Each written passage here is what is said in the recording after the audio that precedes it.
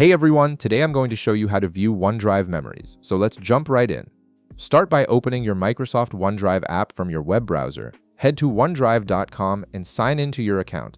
This will give you access to all your stored files and the memories feature we'll be setting up. Wait until the login process finishes and you'll be directed to your OneDrive dashboard. Once you're on the main dashboard, you can begin setting up your memories feature. To view OneDrive memories, first navigate to the top right part of your screen where you'll see a gear icon. This gear icon is your gateway to all the customization and settings options within OneDrive. Go ahead and click on it, and a settings menu will appear with several options to choose from.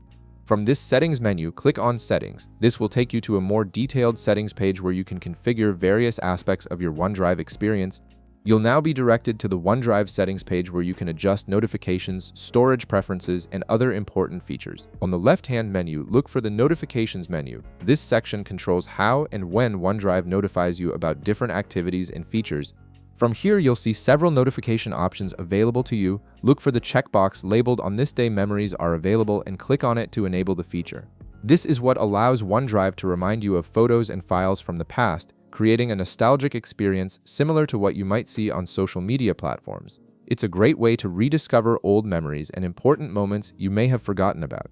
After you've enabled the checkbox, make sure to click on Save at the bottom of the settings page. This ensures that your changes are applied and that you'll start receiving memory notifications going forward. Give it a moment to process and save your preferences, and that's it.